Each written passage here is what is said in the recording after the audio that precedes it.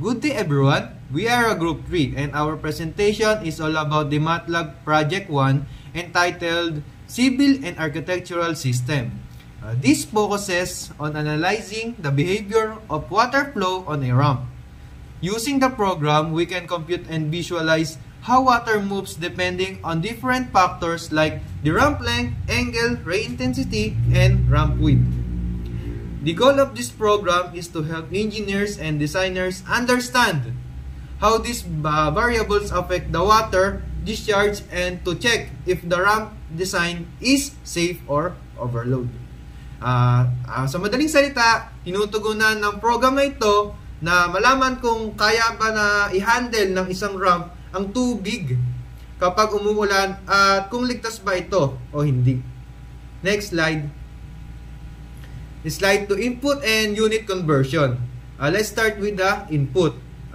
First, ask the user to enter the four main values: the ramp length, the ramp angle, the ray intensity, the ramp width.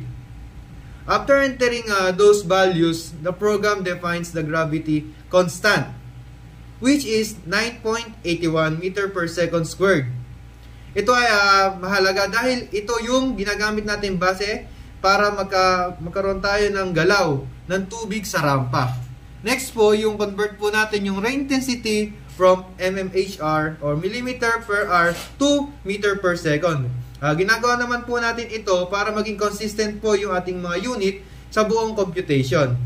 Kasi kung iba-iba po yung unit natin, maaari po magkamali ang result. Kaya po, ito po yung unang step po natin para makasigurado po tayo na accurate ang input or output po natin sa ating program. Next slide.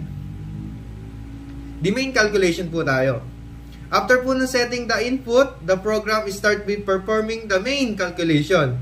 It computes the three parameters. Yung una po natin dito, yung flow depth or yung the height. Kung gaano po siya kalalim ang tubig sa rampa. Next po natin yung flow velocity.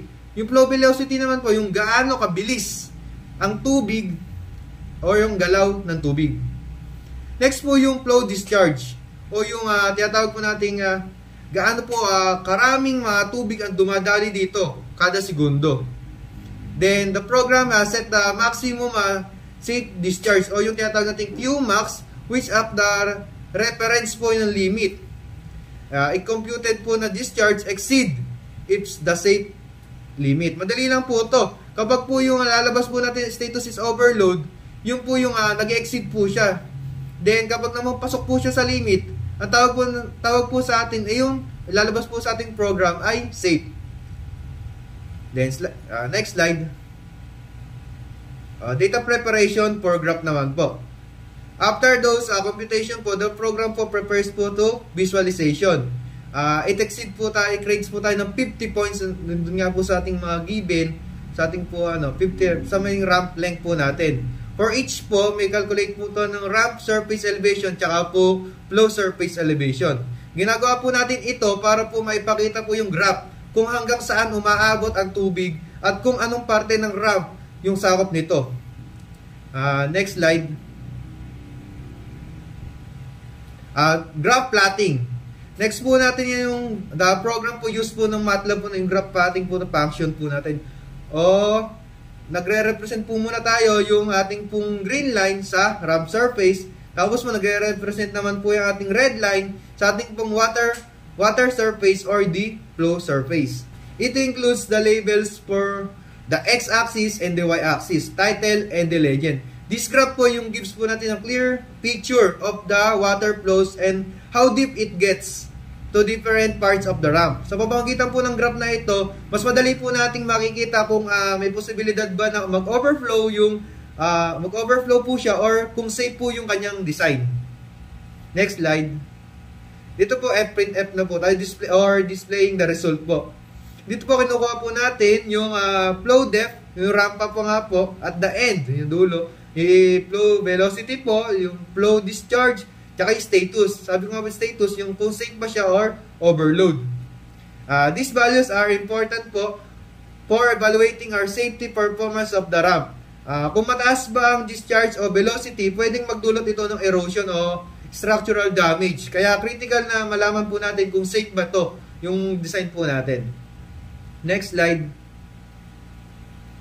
In continuation po sa ating display, kung sabi nga po, kung overload po siya, the program automatically recommend and improve the design. It suggests to increasing the ramp angle or width para po mabawasan po yung sobra po nating discharge. Pero kung safe nga po, status pa natin safe, ibig sabihin lang po na to, pasado po tayo sa ating design sa ating maximum discharge limit. And this means po, the ramp can safely po to handle the expected water flow without any problems. Next po. Ayan.